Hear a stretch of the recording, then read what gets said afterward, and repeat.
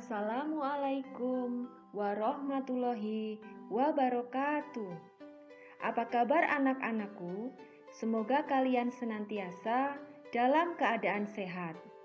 Sebelum kita memulai pelajaran pada kesempatan hari ini, marilah kita berdoa sesuai dengan agama masing-masing. Berdoa mulai. Berdoa selesai. Anak-anak, pada kesempatan hari ini kita akan belajar tema 4, globalisasi. Subtema 3, globalisasi dan cinta tanah air.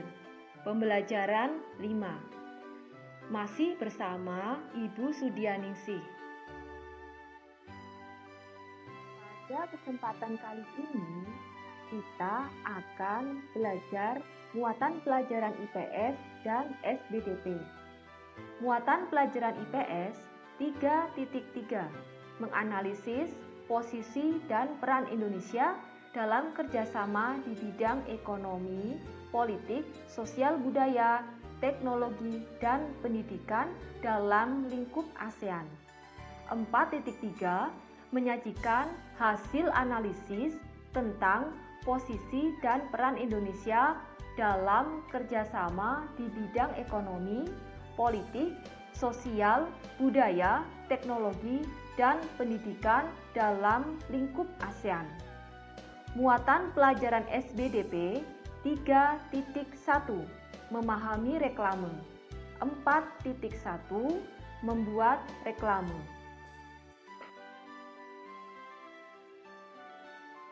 Tujuan pembelajaran 1. Setelah mencari informasi, siswa mampu menjelaskan bentuk kerjasama Indonesia dalam lingkup ASEAN dengan benar. 2. Setelah mencari informasi, siswa mampu menyajikan informasi tentang peran Indonesia dalam kerjasama di lingkup ASEAN dalam bentuk peta pikiran dengan benar. 3. Setelah berdiskusi, siswa mampu membuat poster berdasarkan poster yang baik dan menarik.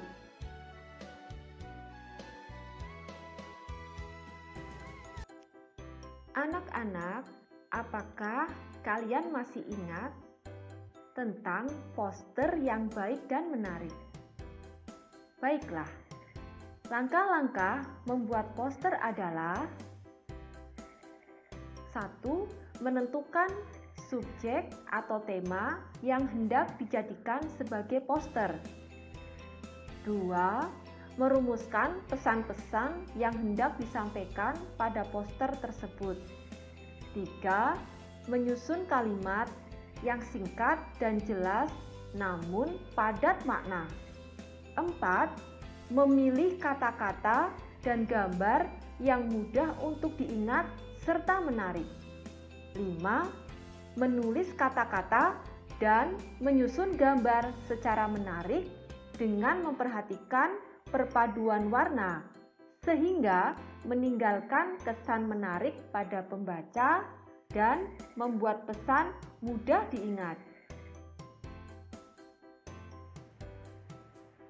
Pada era globalisasi ini sangat diperlukan semangat untuk cinta tanah air.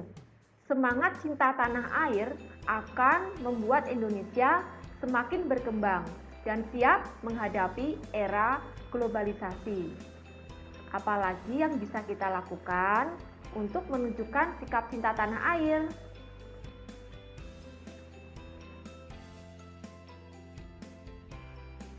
Ayo berkreasi. Salah satu upaya yang bisa kita lakukan untuk mengajak orang lain cinta tanah air adalah membuat poster. Baiklah, sekarang siapkan alat-alat dan bahan untuk membuat poster, seperti kertas gambar, pensil, pastel oil, dan spidol. Kemudian, buatlah poster yang bertema cinta tanah air. Membeli produk dalam negeri. Perhatikan kriteria poster yang baik. Kemudian, jika karya kalian telah jadi, sampaikan poster tersebut ke orang-orang di sekitarmu. Sampaikan kepada mereka pentingnya menggunakan produk dalam negeri. Sebelum membuat poster, ada baiknya kalian mengetahui bagaimana poster yang baik. Kriteria poster yang baik. 1. Tulisan di dalam poster harus jelas dan terbaca. 2. Kombinasi gambar dan tulisan tidak berlebihan. 3. Jangan egois dan hanya mengikuti selera kita. 4. Kombinasi warna yang tepat.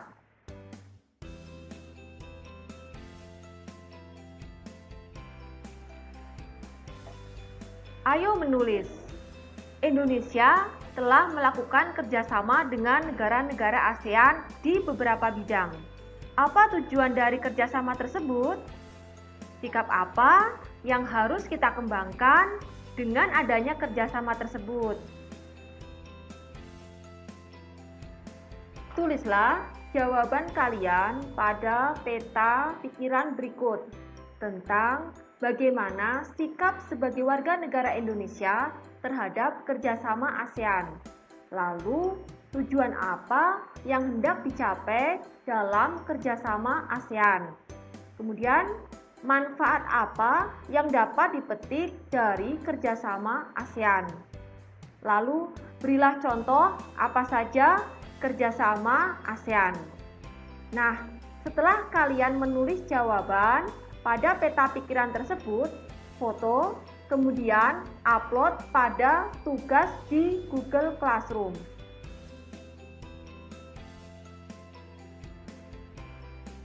Sikap warga negara Indonesia dalam mendukung kerjasama dengan ASEAN adalah menjaga persatuan dan kesatuan demi menjaga stabilitas negara. Turut mendukung pemberantasan kejahatan narkoba. Melestarikan seni tradisional sebagai aset yang dapat dikembangkan untuk kemajuan bersama. Mengembangkan kreativitas seluas-luasnya. Memanfaatkan pasar bebas untuk menjual produk yang telah dihasilkan. Tujuan kerjasama ASEAN. 1.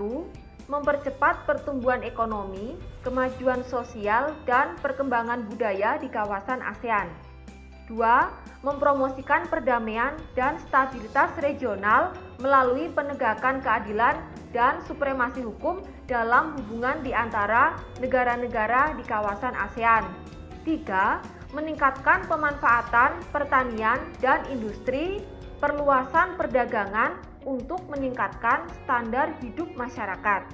4. Memberikan bantuan satu sama lain dalam bentuk pelatihan dan fasilitas penelitian di bidang pendidikan, profesional, teknis, dan administratif.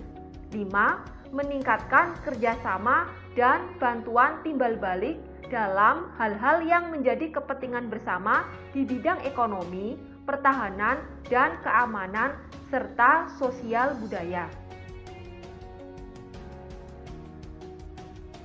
Manfaat kerjasama ASEAN.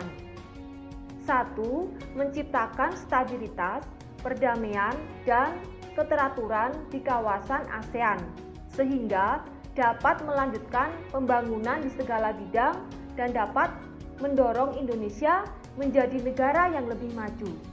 2. Menjalin kerjasama di bidang pembangunan dan percepatan pemajuan ekonomi, antara lain perluasan perdagangan, investasi, kepariwisataan, ilmu pengetahuan dan teknologi, serta bidang pendidikan. 3. Sebagai wadah bagi Indonesia dalam memperjuangkan kepentingan nasional di kawasan Asia Tenggara dan kepentingan bersama di forum internasional. Anak-anak, tahukah kalian apa saja contoh kerjasama ASEAN? Pada bidang sosial budaya, misalnya, Bali dijadikan wisata unggulan, menyajikan keindahan panorama, budaya, seperti tari kecak dan pendet dan wisata kuliner. Indonesia mengekspor kerajinan seni ukir kayu seperti kerajinan mebel dari Jepara ke beberapa negara di Asia Tenggara seperti Thailand, Malaysia, dan negara lain. Sejak tahun 2009, United Nations Educational, Scientific and Culture Organization atau UNESCO mengukuhkan batik sebagai World Heritage atau warisan budaya dunia yang membuat batik terkenal di mancanegara, khususnya di Asia Tenggara. Kemudian di bidang politik dan keamanan, contohnya ASEAN telah mendeklarasikan sebagai kawasan yang damai, bebas, dan netral atau biasa dikenal dengan ZOPFAN atau Zone of Peace, Freedom, and Neutrality. Mengadakan perjanjian ekstradisi, penyerahan pelarian yang tertangkap kepada negara asal, antar negara anggota ASEAN, dan kesepakatan kawasan bebas senjata nuklir. Contoh kerjasama ASEAN di bidang ekonomi, misalnya meliputi perdagangan ekspor-impor barang-barang mentah serta barang jadi, pengelolaan tanaman pangan dan hutan, pendirian pabrik bersama, pengiriman tenaga kerja, dan masih banyak lagi. ASEAN juga mendirikan pabrik pupuk urea di Indonesia di Aceh sebagai bentuk proyek industri bersama.